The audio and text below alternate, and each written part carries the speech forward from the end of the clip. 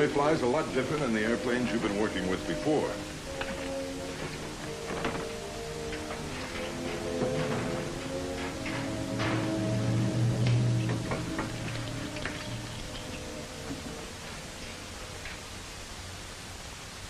When you get on the front seat, even with an instructor pilot in the rear, you must have full knowledge of the aircraft, its systems, emergency procedures, its capabilities, and limitations. It can pay off with your life sometime. How fast does the B-47 really go? What's the scoop on altitude? Does the swept-back wing really stall out easier? What's the range? Wait a minute, fellas. To fly the B-47 safely, you must learn it thoroughly. Believe me, you can't learn it overnight. So absorb all the training you can get. Absorb it thoroughly. Just sit down, fellas. I don't want to scare you. There's nothing mysterious about the B-47. It's a good plane, a safe plane, provided you know what you're doing at all times.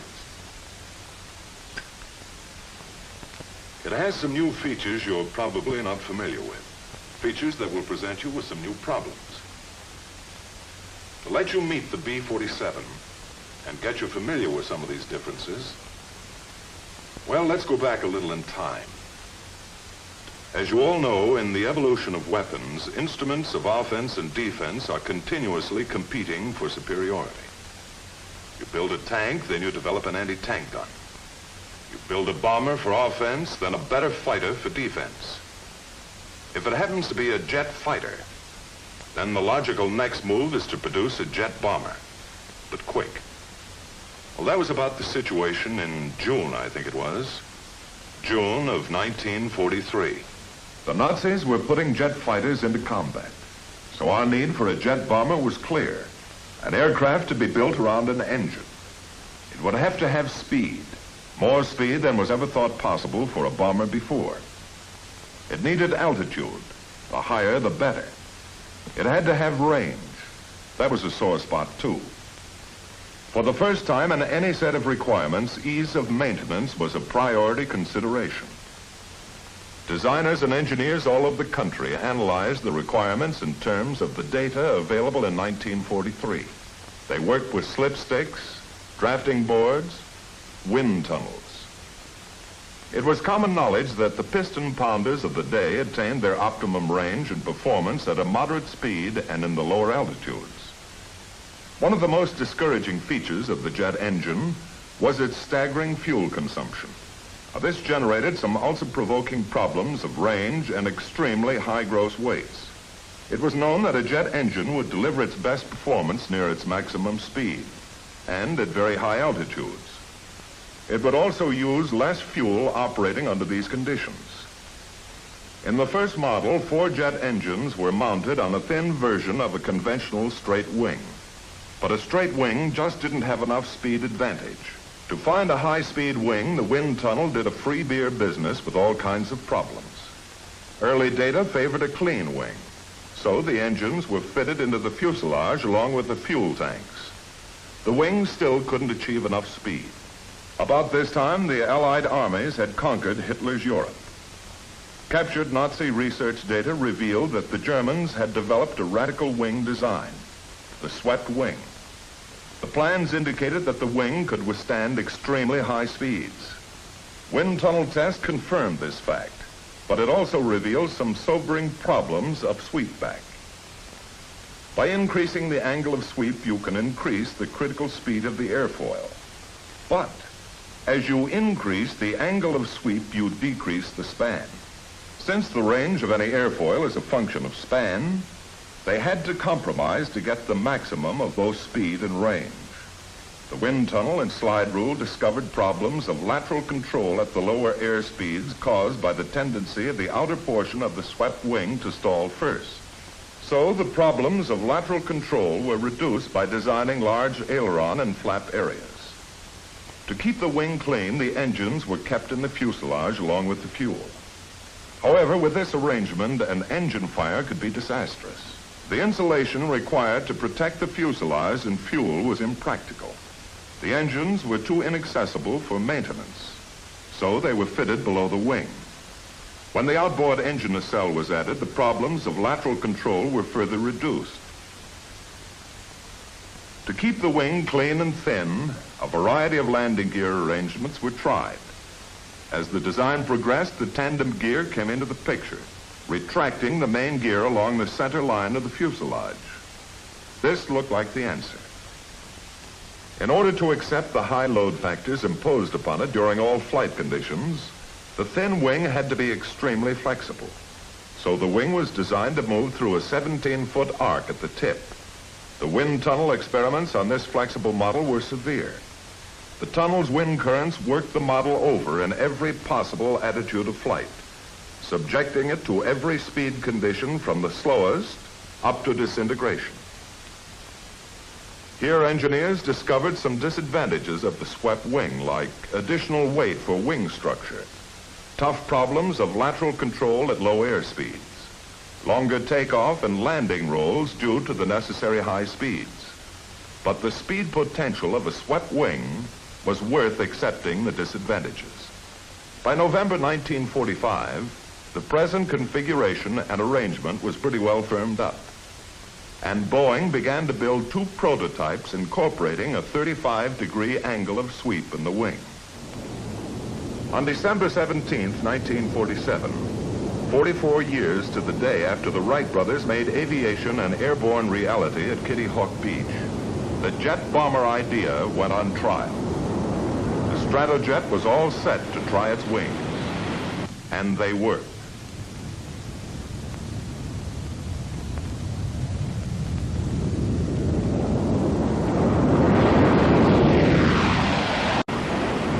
A bomber designed to have a margin of performance over all other aircraft. An offensive flying machine designed to aggravate the interception problem of fighters and frustrate every possible defense for years to come. It didn't take long to realize that we had the offensive weapon we ordered, that the Air Force had become landlord of the fastest bomber in the world.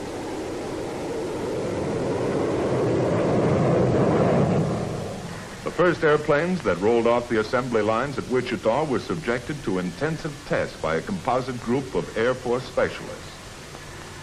They learned the airplane the hard way during extensive, sometimes merciless operational suitability tests. A lot of plain old hard work to learn if it was a safe airplane, how to maintain it, what supplies, facilities, and personnel were needed. The test program paid off in a big way for the Air Force. Sizable dividends in knowledge and experience. For instance, they learned some very important facts about landing. Don't land the front gear first.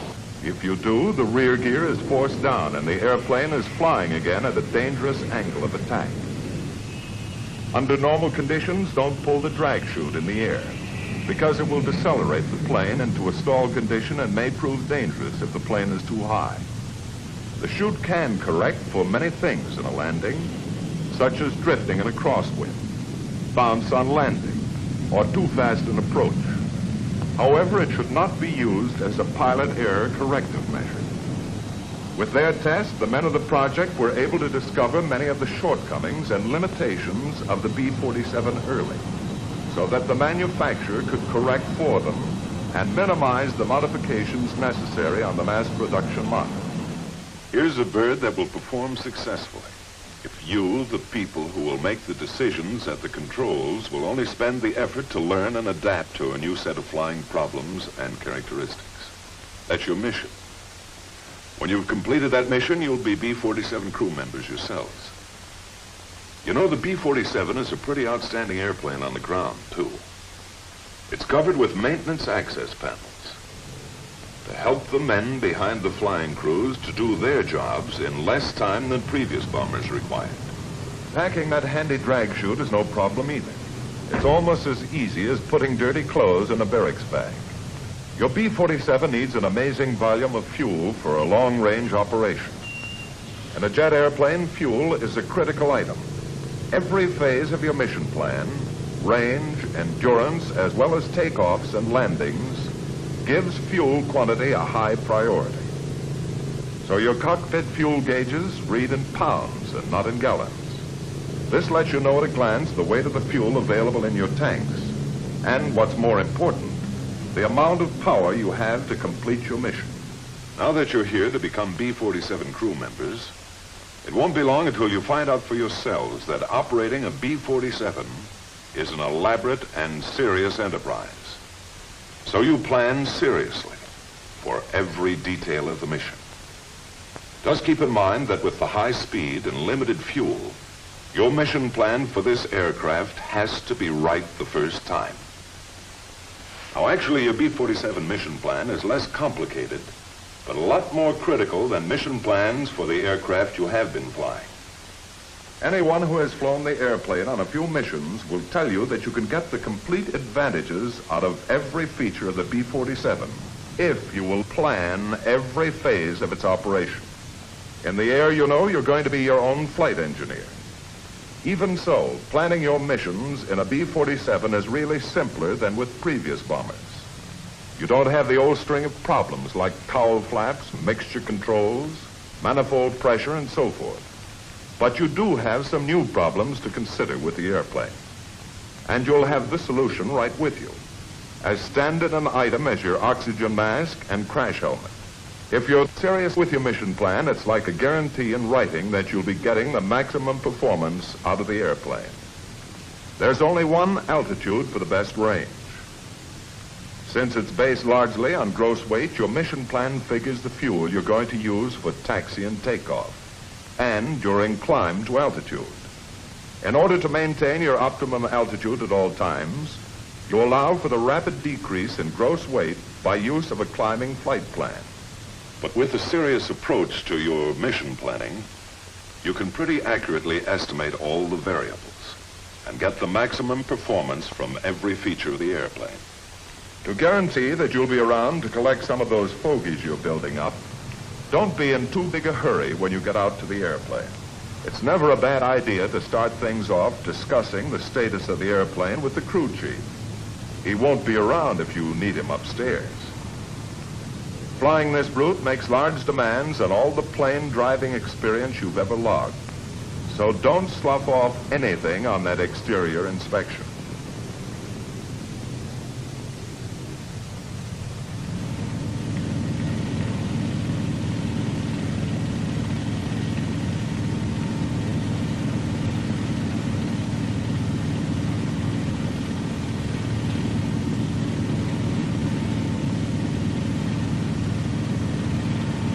The three people who will make this piece of machinery a powerful tactical weapon will spend their flying time in an inner pressurized capsule, set high in the forward section.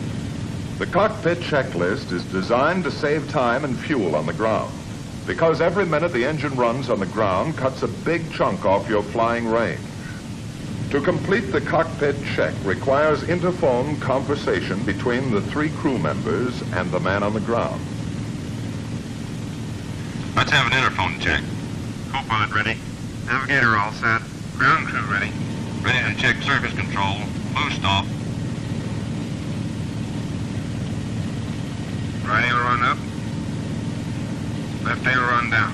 When you're flying at high speeds, the air exerts an extremely heavy force on all the control surfaces. In this airplane, you have the option of greatly reducing the effort involved by cutting in the hydraulic power control system, the boost, to all the control surfaces. The newness of the airplane, with its new pattern of flying characteristics, required a new kind of control surface, the flaperon. They're practically identical to the flaps in every way, but their function is unique. They're available to minimize and perhaps eliminate a potentially serious problem of maneuvering the B-47. The basic problem is simply this. On a swept wing, the center of lift tends always to shift outboard. At low air speeds, in a stall for example, the still air on the top surface of the wing moves toward the wing tips and literally piles up. With the surface power control on, the flaperon, once extended, will rotate upward when the aileron on its side goes up over 5 degrees. The flaperon actually spills the still air before it can pile up and create a serious lateral control problem at low air speeds. You don't have to allow any time for engine warm-up. Once these jets are fired up, they're ready to fly. They do have a mean streak, so clear the danger areas well ahead and behind the engines and go to it. Ready to start number 4. Co-pilot ready. We're on clear and ready. Energizing number 4.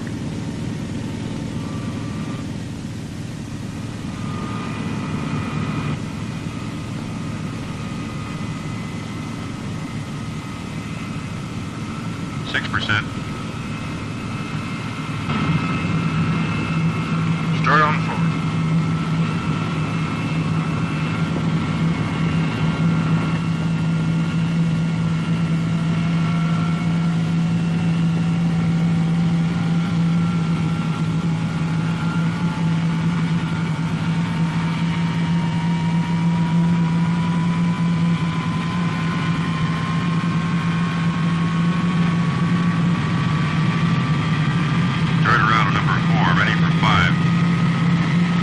Don't be in too big a hurry to get them all going. There's no easier way to wash out a jet engine than poor starting technique.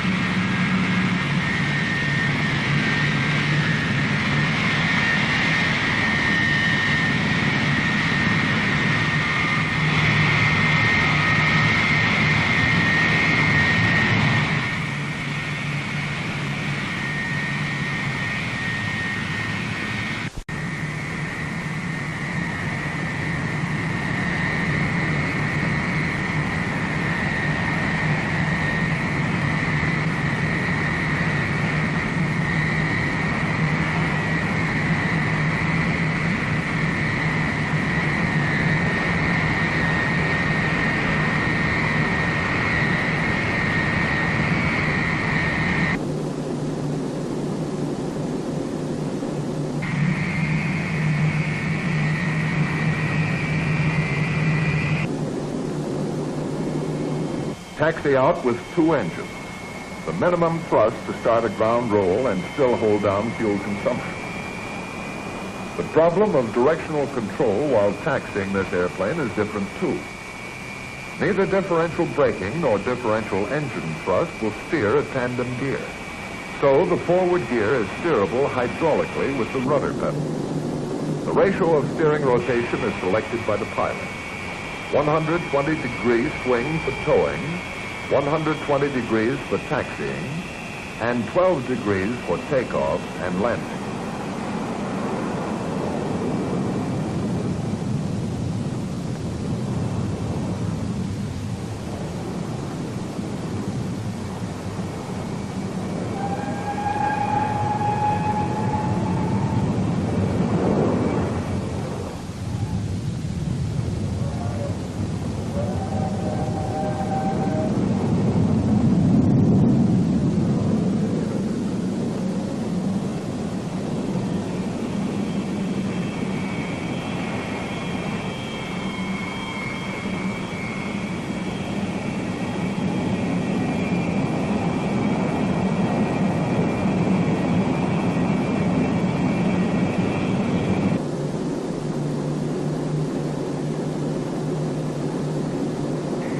Once you're lined up on the runway, all you need is a final check and power for the takeoff roll.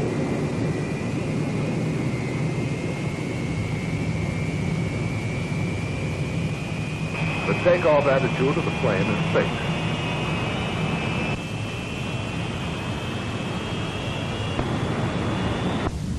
You always take off and land with full flaps. In a crosswind, you'll use some aileron to keep from listing. The flap rods will be in their pitching too. You can't pull it off. When it's good and ready, the plane will fly off by itself.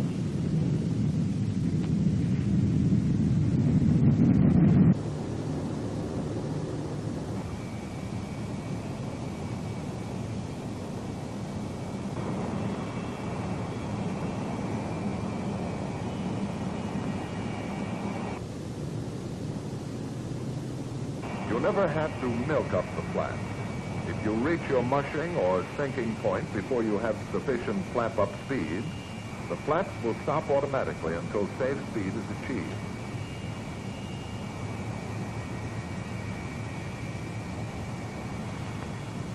Because of the inefficiency of jet engines at low air speeds, the plane requires a considerably longer ground roll.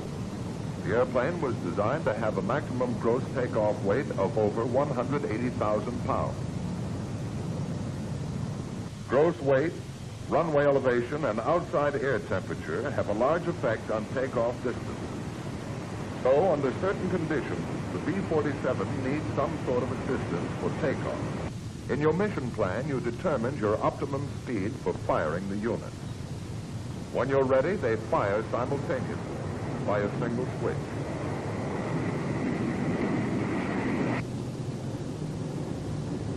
Reno.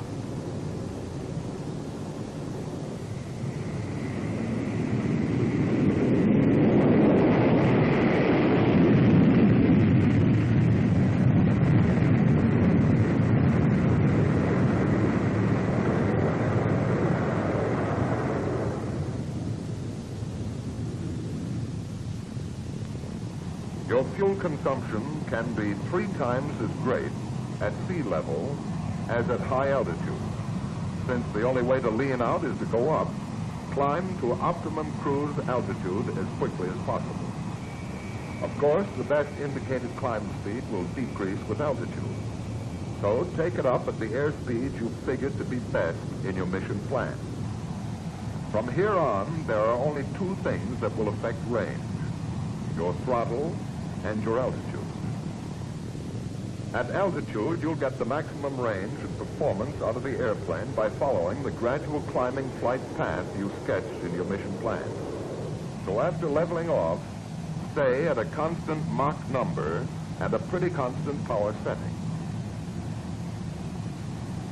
There's something else you're going to appreciate about this airplane. Danger from engine fire is greatly minimized. For one thing, all the fuel aboard is in the fuselage. So if you ever have a fire, all you need to do is cut off the flow of the fuel to the engine and isolate the engine with the fire button, and the fire should go out. No CO2 required. In a B-47, you're flying the fastest and safest means of round-trip transportation from a forward base to any target in the world. Speed and altitude are your principal defense. You have a comfortable margin on almost everything else that flies. Many times on your missions, you're going to want it to operate as close to the speed of sound as possible. Practical and safe.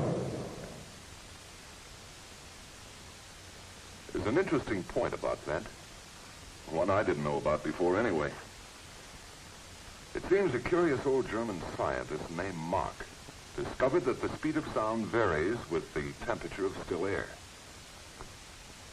Now, generally speaking, as you go up into the higher altitudes, the air gets colder and the speed of sound decreases.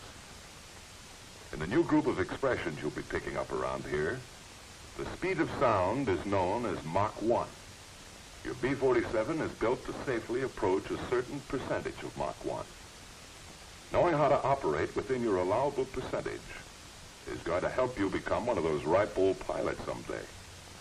The percentage you are allowed is about as critical as your paycheck. As a matter of fact, your critical speed is called your critical Mach number. The airplane has a purposeful instrument called a Mach meter, which calibrates your true airspeed in terms of Mach. It saves a lot of mileage on your slide rule and lets you know at any time the ratio between the speed you're flying and the speed of sound. For example, at 0.75 Mach, you're moving along at 75% of the speed of sound at your altitude. B-47 stall characteristics are good. They do have one feature, though, that you'd better dig in and learn all about: an aerodynamic effect called buffeting. On the B-47, it amounts to a vibration all over the airplane that can build up to a violent and dangerous shaking under certain conditions. It starts when the smooth airflow across the airfoils begins to separate in any stall. As the flow separation increases, drag increases rapidly, and the airplane begins to buffet. If it gets to an advanced stage, the controls become ineffective. In a high-speed stall, advanced buffeting means that you're on the edge of serious trouble because you're approaching your critical Mach number. All airplanes have a critical Mach number, but very few have the power to reach such a high speed. But the B-47 has more than enough power to reach its critical Mach. To get the most efficient use of the airplane's capabilities, you have to fly at a speed that is very close to your critical Mach number. You can slip the B-47 right up next to its critical Mach limit and either cruise there safely or clobber yourself. It's your own personal choice to make. If you ever do get in trouble, here's what's happening. As a multi-engine jet jockey, you have to fly inside a couple of rigid speed curves. On one side, your stall speed increases with altitude. On the other, high-speed buffeting speed decreases with altitude. The higher you go, the narrower the operational range gets between a high and low-speed stall in level flight. It's possible to reach an altitude where you will stall out in level flight. If you do get up against your critical Mach number and into buffeting, it takes time to back off. To slow down in a reciprocating airplane, normally all you had to do was either decrease power or climb. But in a jet airplane, to minimize the possibility of flame-out, your minimum RPM automatically gets higher with altitude. So at the higher altitudes, even with the throttles back to idle, you will be cruising at a very high RPM. To climb would only put you farther into the corner.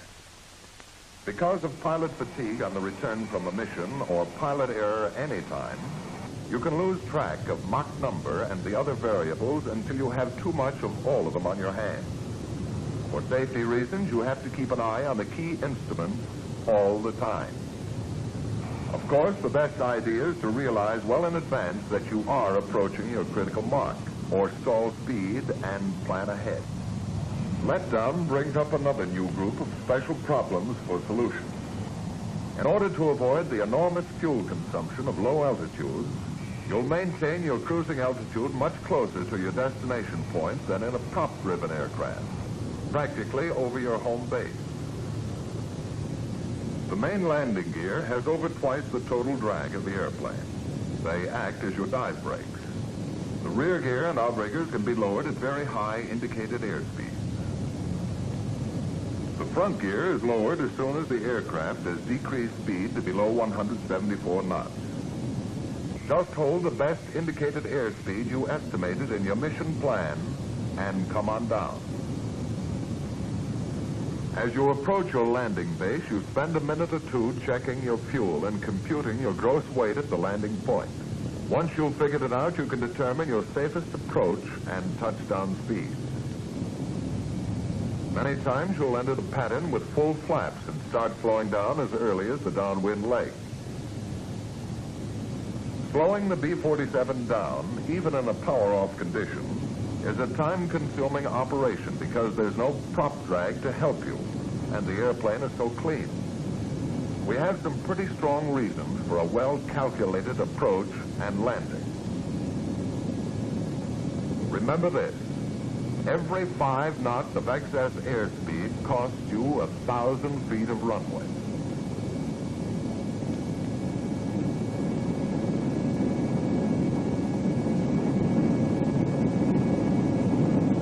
Once you're committed to a landing, don't hold the airplane off. For the best landings, you'll let the 2 main gears touch simultaneously. But it's still a good, safe landing if the rear gear touches first and the forward unit settles easily on the runway. In a crosswind during both takeoff and landing rolls, you can hold the wings level with the aileron.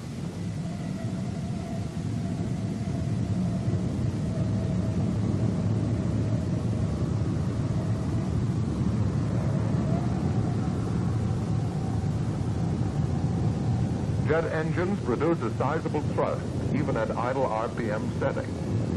It takes about twice as long to go from idle to 100% as from 50% to 100%. So maintain about 50% RPM until you're certain of landing or going around. Remember, there's no lift across the wings from propellers. So if it's necessary to refuse a landing, decide it as early as possible and open the throttle.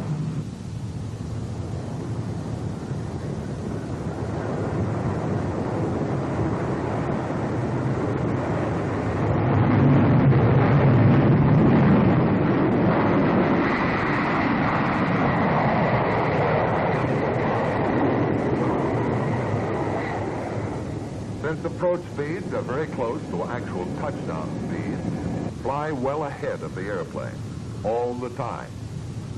The jet engine's slow reaction time doesn't allow you the privilege of last-minute decisions. Plan ahead. Remember, if your decision to go around is too late, you'll have to allow the plane to touch the runway after you apply full throttle.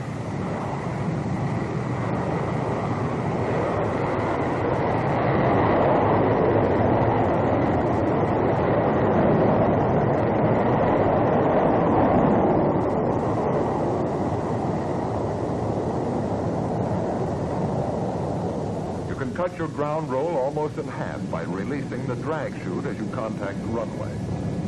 It's made a lot of good landings and safe landings out of potentially bad or dangerous ones. Remember, the chute can correct many errors like bounce, deviation in a crosswind, or a landing that's too fast. It's most effective at higher speeds, so get it out as soon as you can. If necessary, anti-skid brakes and chute can be used simultaneously. However, it saves a good deal of tire and brake wear if you wait until the plane has decelerated a good deal before applying the brakes. In the evolution of weapons, instruments of offense and defense are competing continuously for superiority. The arsenal of flying machines, the advantage of speed has formerly been the exclusive province of fighters. B-47 is the new concept, the new advantage for round-trip bombing missions. For a long time to come, the B-47 will be the best answer, possibly the best solution, for the largest problems of delivering bombs to targets and getting flight crews home safely.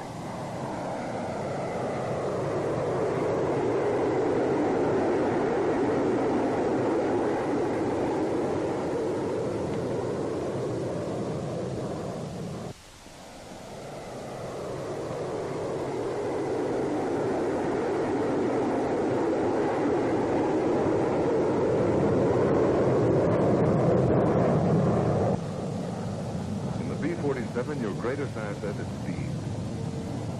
And you'll have enough of it at your fingertips to make interception by present-day fighters extremely difficult.